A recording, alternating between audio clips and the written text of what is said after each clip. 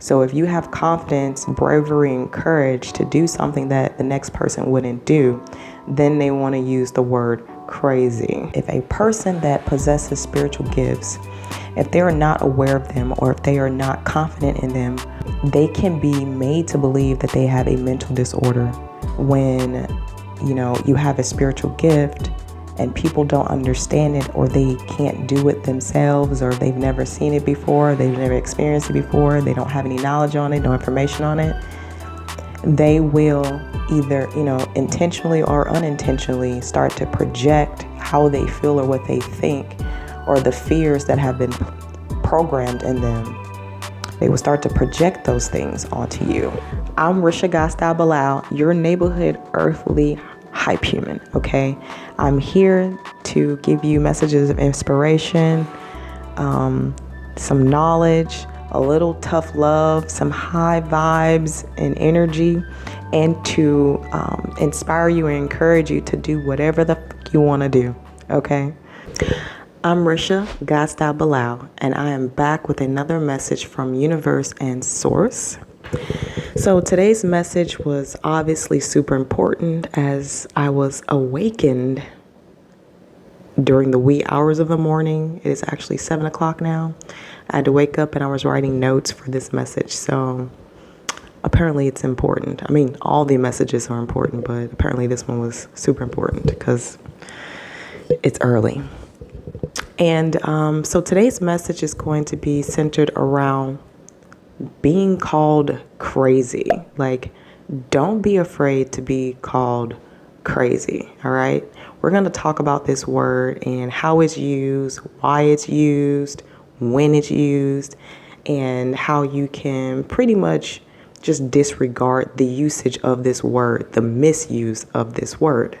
Okay, so let's get started. As I said, I wrote notes, so you'll see me maybe looking back and forth between the camera and my notes to make sure that I get everything out that is supposed to be communicated in this message. Okay, so let's talk about this word crazy.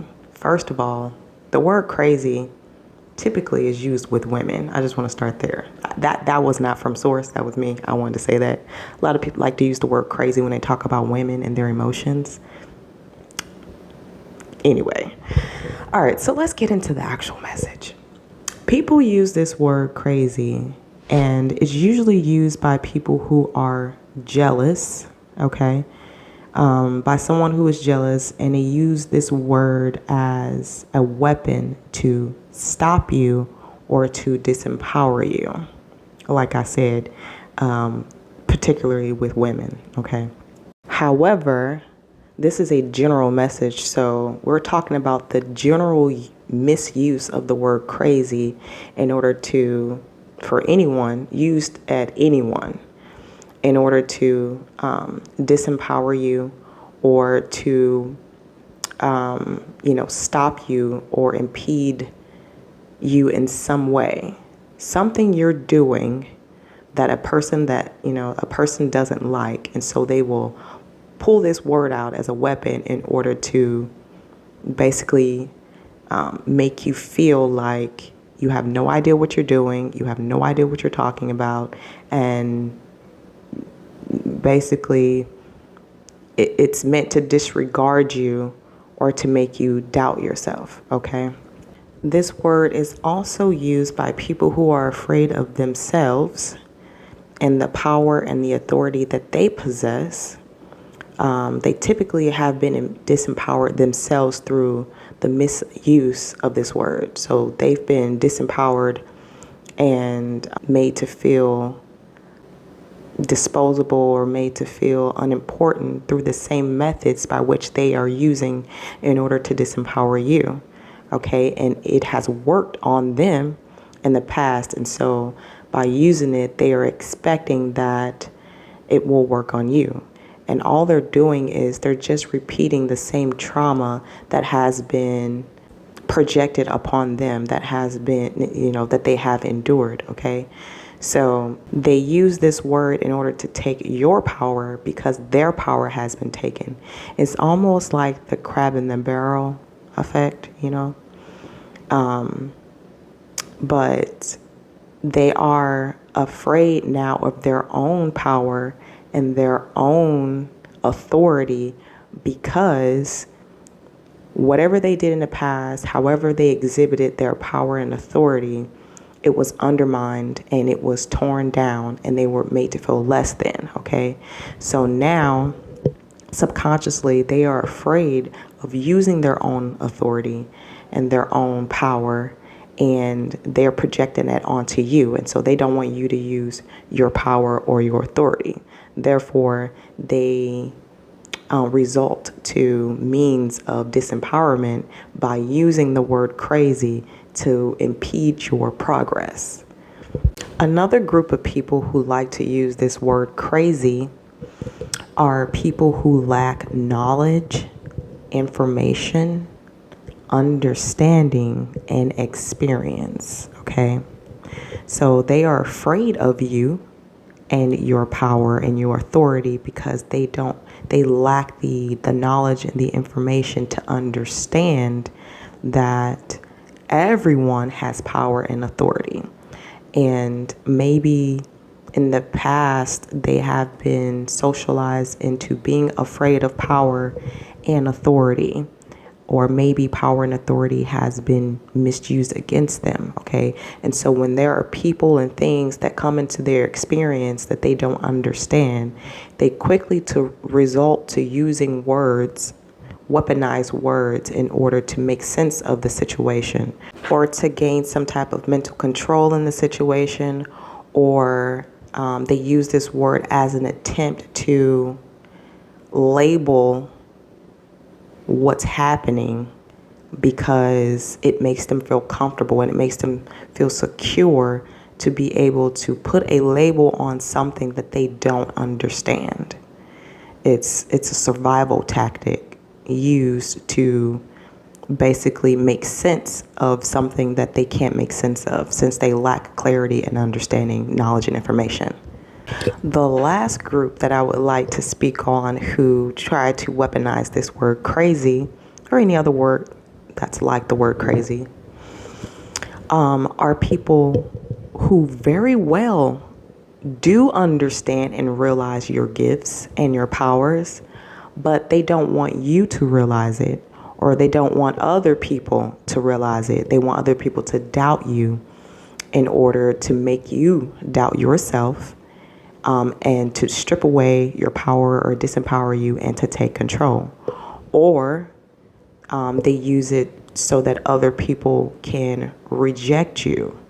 And this would result in you feeling like an outcast, or other people treating you like an outcast for fear of being treated like an outcast themselves if they don't comply with the ideal that you're an outcast. I mean, because let's face it, rejection is one of those things that really can hurt you. And so if you're empowered and you're standing in your authority, being rejected can, if you're not strong enough, it can have effects on how you feel and what you think about yourself, okay? But once you empower yourself with knowledge and experience, you can firmly stand in your gifts, your talents, and authority and follow through on doing whatever you desire to do without doubt or fear. You can use your gifts and talents, spiritual gifts and talents. You can go after your dreams. You can do whatever you want as long as you empower yourself with knowledge and information and experience. Now that we've talked about who uses this word, let's talk about what people are typically referring to when the word is used, okay? So when the word crazy is being used, it's typically referring to your mental strength that allows you to break away from the norm. So if you are someone who does not comply with the normal socialization of certain concepts or behaviors, if you don't subscribe, then people will try and label you as crazy. They also try and label you as crazy when you are using your spiritual gifts and talents. Historically, being a person of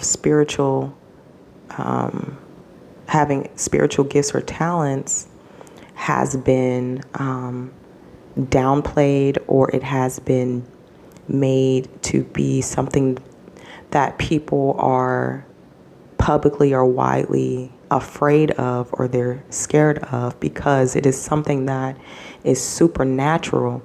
These gifts are things that are done in the spirit, and when you can't see something with your natural eye, most people are afraid of it, okay?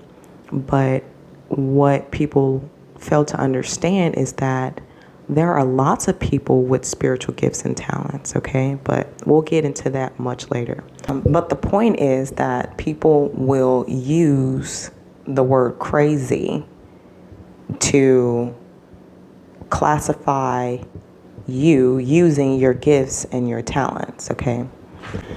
Okay, so another thing that people are referring to when they use the word crazy is typically your confidence and your courage to do whatever you desire to do.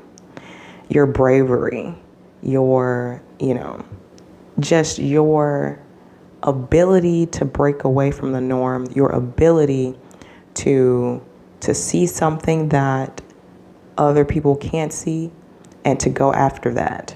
Your ability to do things that other people wouldn't do for fear of ridicule, or for fear of negative results or outcomes, or for fear of failure. So if you have confidence, bravery, and courage to do something that the next person wouldn't do, then they want to use the word crazy. Let's talk about the last reason that people actually would call you crazy, okay? People will call you crazy if you are actually showing levels of not being able to control yourself physically and emotionally, and therefore having a negative impact on your environment. Now, in my opinion, this last reason is the only possibly good reason to use this word crazy, okay? In all other attempts, historically, typically, all of the reasons for the usage of this word is an attempt to disempower you, to control you, or to induce fear or doubt in you. But the irony of it all is the fact that this word crazy actually has both a negative definition and connotation as well as a positive definition and connotation, okay? By the book definition of the word crazy, there are two definitions, okay? The first definition, which is the negative connotation of the word, and it means to be mentally deranged, especially as manifested in a wild or aggressive way. And deranged meaning mentally ill or mad, okay? But the other definition of the word crazy is to be extremely enthusiastic, okay? So this word crazy actually, if used in a positive or a negative way, can be correct.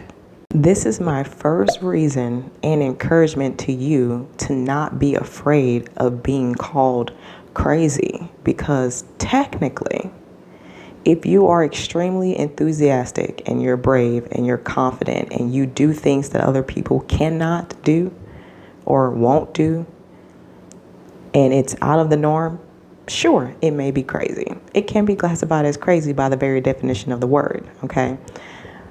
So what I don't want you to do is to take this word and to internalize it with the negative connotation. If you are going to accept this word that people are going to use and weaponize against you, understand that there is a positive connotation to the word. And so when people use this word against you, you should take it for the positive definition that it holds. Okay, so let's talk a little bit more about this bravery and courage being considered craziness, okay? We as a culture and a society, we have been socialized into a culture of fear. I talk a lot about this in the video titled "You Are God and This Is Hell." It's a YouTube video. I'll maybe link it somewhere for you to be able to see. And I give an in-depth explanation as to why we live in a culture driven by fear. As a result, individuals are hesitant and are less likely to venture outside of the norm to explore new things or to do the things that bring them joy for fear if it is not something that is widely acceptable. Okay? So, if you do anything that is even remotely different as a subconscious attempt at a number of goals that are disadvantageous to you, whether it's to make you feel less than or to disempower you, to take your control, okay, all these goals are disadvantageous to you, people will use the word crazy to stop you, to disempower you, or to make your efforts irrelevant. Yielding to these attempts at holding you back can actually be detrimental to you, and then you might actually become crazy for real, fulfilling their initial claims of your mental instability and craziness. Okay, so the universe wants me to give a personal account. As I told you, I've been hazed for a reason, to draw personal experience and to share the ability to overcome such things. Okay, so in the past, I have been clinically diagnosed with anxiety and depression. Okay, I also suffered from suicidal ideations, which I no longer have, by the way. Just for the record, I do not suffer from suicidal ideations. I do not want to kill myself, and I haven't wanted to kill myself for a while. Just for the record, so you know, okay? But I suffer from anxiety and depression and all these other things because life was unfulfilling. And I realized why, after working with the universe and, doing a lot of, going on my spiritual journey and doing a lot of emotional work, a lot of healing traumas and things of this sort, the work. I realized that life was unfulfilling for me because I had no purpose. Like, I felt like I had no purpose here. The people around me were taking advantage of my kindness, and they were using me, mistreating me, okay, especially in close relationships, okay, and being with a partner who just was also traumatized themselves, okay. Also, the system, whether it was intentional or unintentional, it caused me to feel oppressed.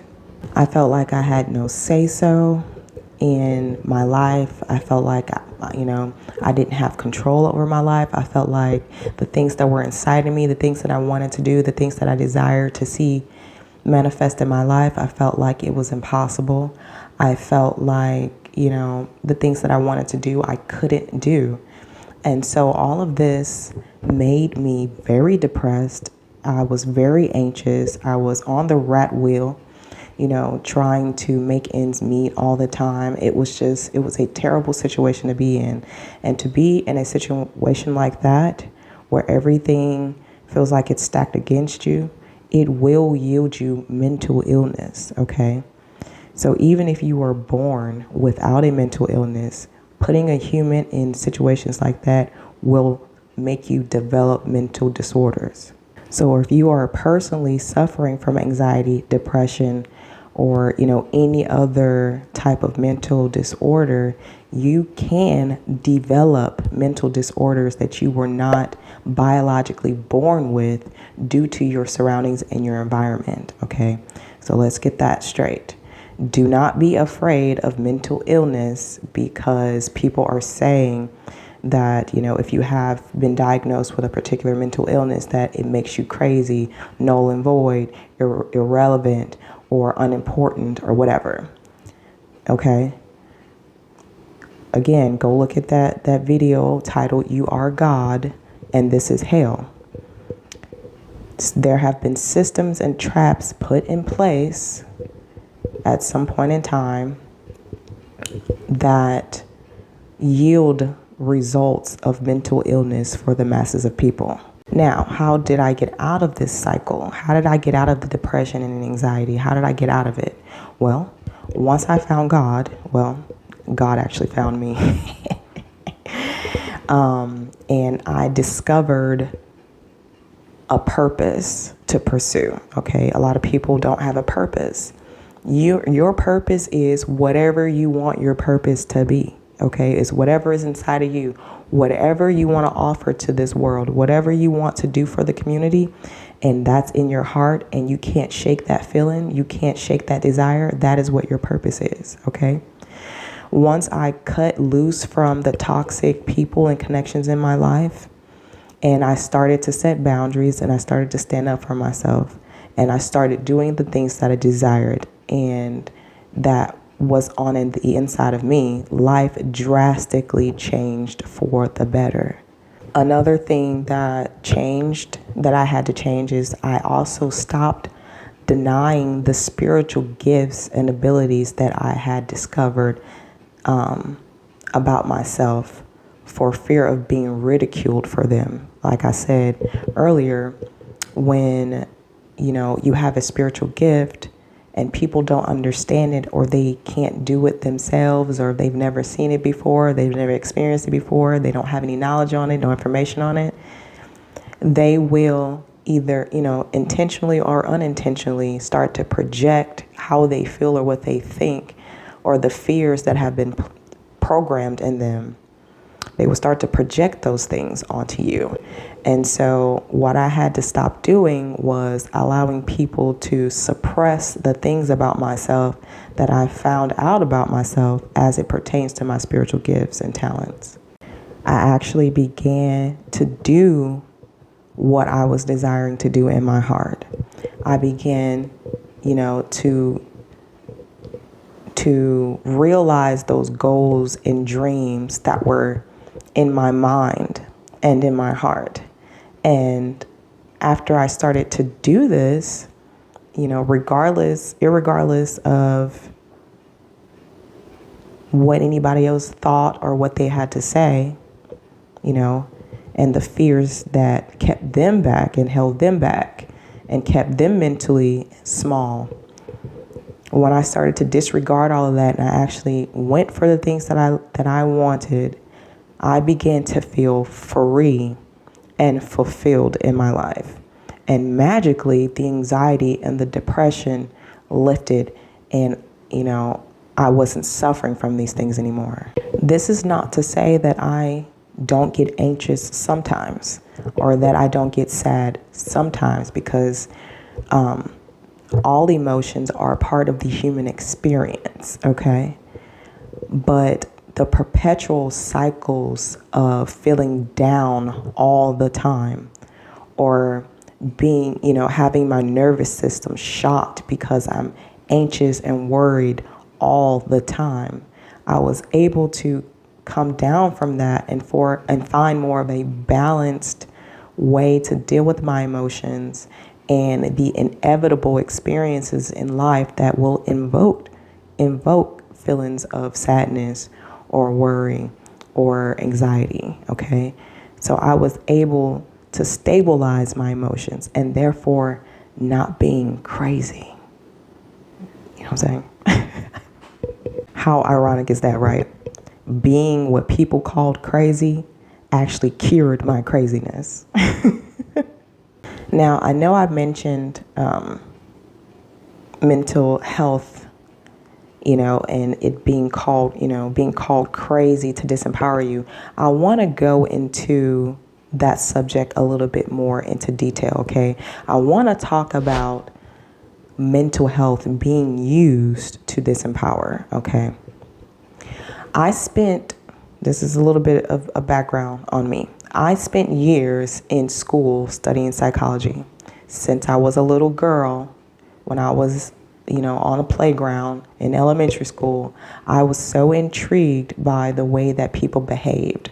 So for most of my life, I have been an outside observer of behaviors and emotions, okay? And from there, in high school, college, and post-grad, I studied psychology because I love seeing human behavior. So, with that, I was even able to complete a few degrees as it pertains to the specialty of psychology, all right? And from this, I have learned and witnessed that technically every person on the planet could be diagnosed with a mental disorder from the DSM.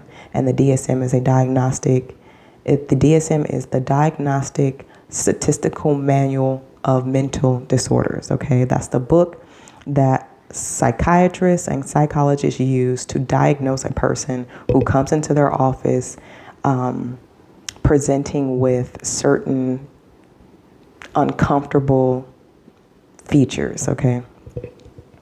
Everybody has a code. There is a code in that book for everyone, okay? Even if the code that has to be used is unspecified, there's still a code for everyone, okay? It's like that, okay? So technically, anyone can be diagnosed, okay? There are certain requirements and specifications that have to be met for particular diagnosis in that book. But if you walked into the office, I'll just say that there is a code that anyone can get from that book, okay? You might not get a huge diagnosis, but there is a code for you. If you walk in there, you get an appointment, you get a code, okay? So with that said, more importantly, what I want to speak on is the fact that if a person that possesses spiritual gifts, if they are not aware of them or if they are not confident in them, they can be made to believe that they have a mental disorder, which is disempowering, and it keeps you afraid of exploring or even using your gifts, okay? Because humans are a species that presents along a spectrum, and when I say a spectrum, I mean like, let's talk about human emotion. The baseline or the middle is, nothingness. It's balance. Maybe you would call it peace, but it's the absence of emotion maybe. And then on this side of it, you've got like sadness, anger, rage. And then on the other side of it, you got joy, happiness, bliss, excitement, right? It's a spectrum. Okay. So the species of humans, they present along a spectrum. There are individuals who have mental disabilities. Okay. So that is to say that there are individuals who have brains that don't function in the way that it was intended for them to function, or who has a brain that is maladapted or deformed, or it may be missing some parts, or maybe there's some extra parts of the brain that is not typical to the mass majority of humans, or the normal. I don't want to use the word normal, but for lack of a better word, there are people who have extra things in their brains that the normal individual doesn't have, okay? So yes, there are individuals who actually do have mental disabilities, just as you can have people who have physical disabilities, okay?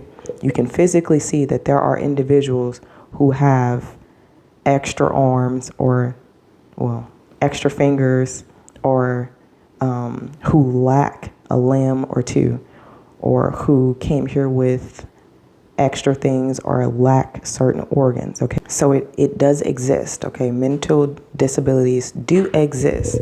However, statistically speaking, just like people being born with or developing born with a physical disability, or they develop a physical disability later in life, just like this is statistically rare, so is being born with a mental disability or developing an actual mental disorder. Okay, this is rare. This is why they are a protected group. It's a small percentage of the population. Okay, this is why it's a protected group. It's a minority of the population that were born with or develop later in life a physical or mental disability. So as I said, the human species, when it comes to certain features, presenting certain features, we all fall under a part of the spectrum, okay? And if you remember studying stats in school, you will understand that everything exists, okay? Everything exists and everything is possible. But the rare presentation of certain features fall under the end of the bell curve. Do you remember the bell curve? If you took stats, the majority of the population falls in the middle, and then those rare occurrences are on the tail ends of that bell curve. So with that said, if everything exists, that means that there are people who are without spiritual gifts and talents, okay? So you have people who have gifts and spiritual talents, and then you have people who exist without them. Just like you have people who come here with everything that we have observed that the human body is supposed to come here with, right? So 2 arms, 2 legs, a functioning brain. There are people who come here who don't come here with 2 arms and a functioning brain or whatever. So just like physically, there are people who come here with spiritual gifts, and there are people who come here who don't have spiritual gifts. Now, it is my assumption that there's a large percentage of the population who have spiritual gifts. That's my assessment.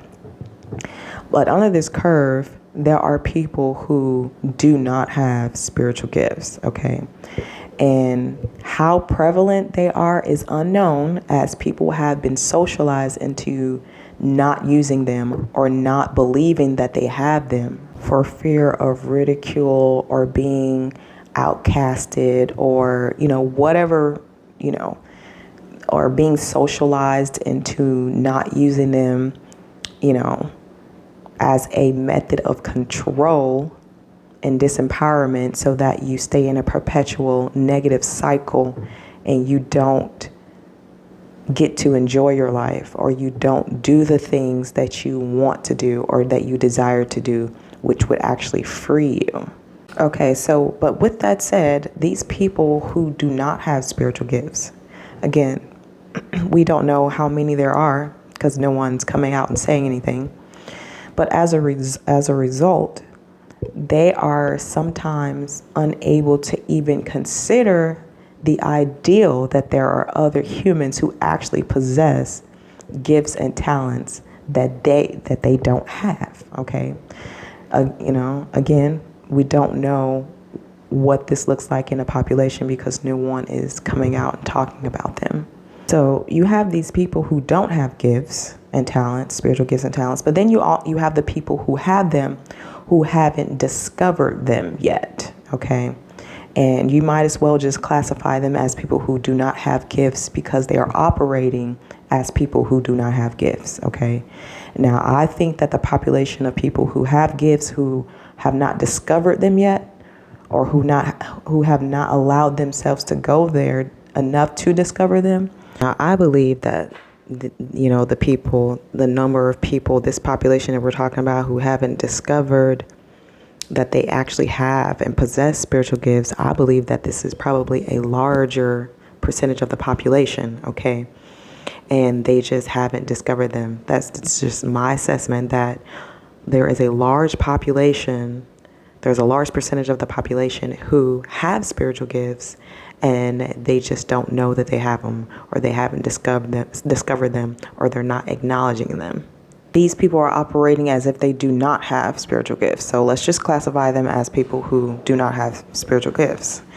These people without gifts can even go so far as to be jealous of the ideal that there are others who have something that they don't have or haven't discovered.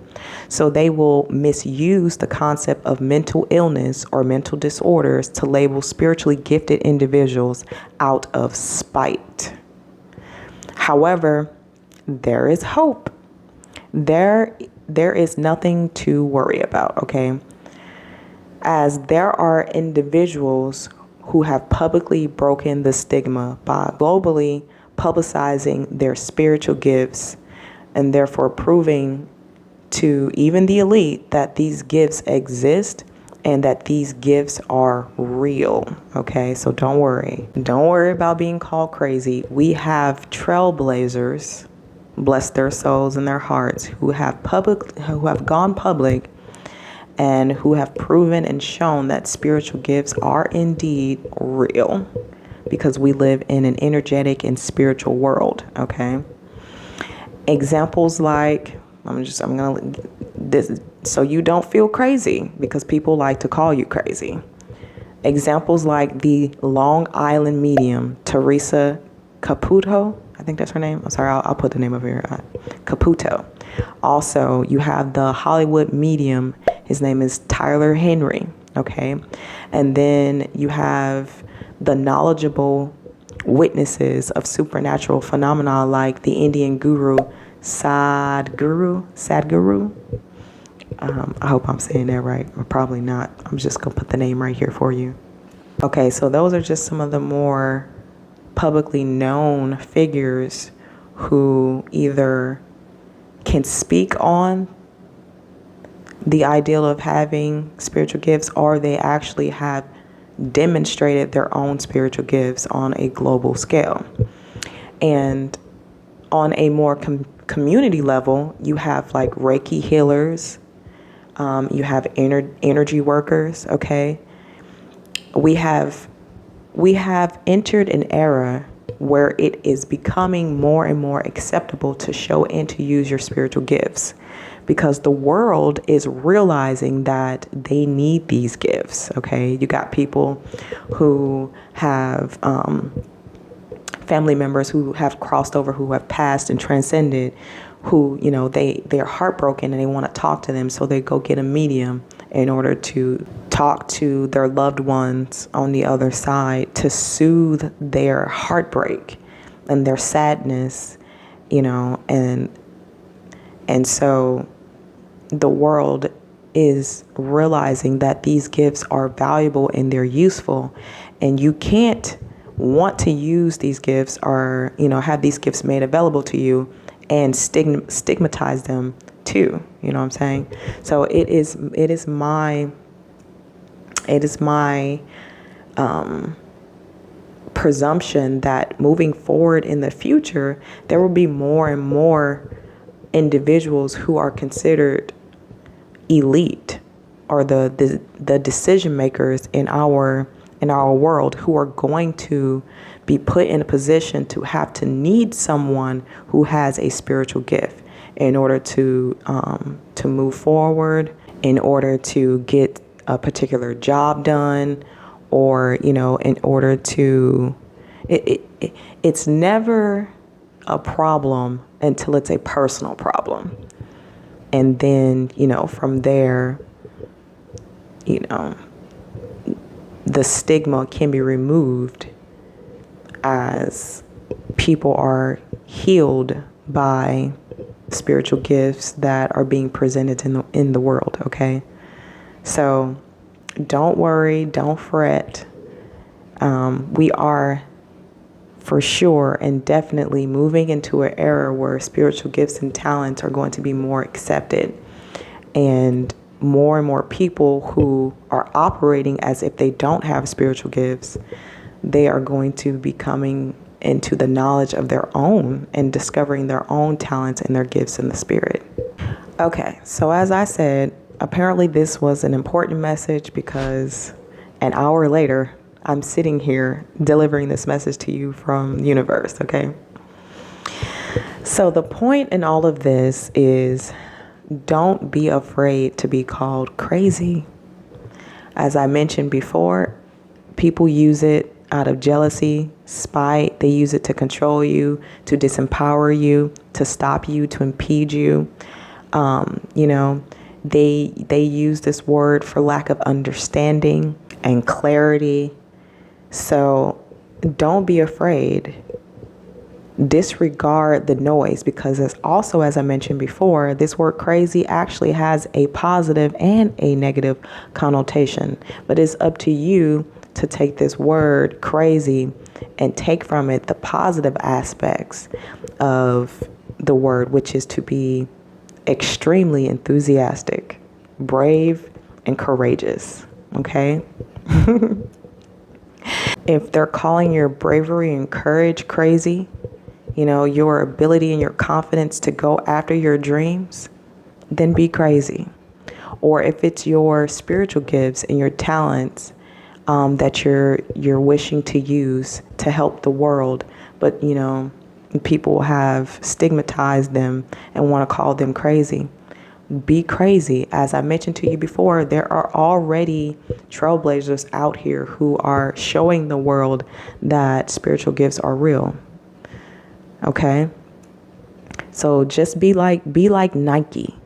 Just do it. Follow your dreams. Use your spiritual gifts. It is your birthright to have free will and to do whatever you want to do, and to use your spiritual gifts however you please, and to use your will however you see fit. So go ahead, be crazy, okay? But be crazy, so crazy that you end up doing the things that inspire you, that make you happy, that make you blissful, that make life worth living, that gets rid of your anxiety, that gets rid of your depression and your suffering. Be that kind of crazy. All right, well, I hope that this message has helped you. I really, I'm really honored and pleased to serve you in this way if this has freed you in any way, okay? If you need to book a personal session with me, make sure you go to the website. If you're struggling with getting your emotions under control, there is a podcast that you can start listening to. The link is in the bio, the description below. I wish you all the best on your evolutionary journey. Again, it has been a pleasure.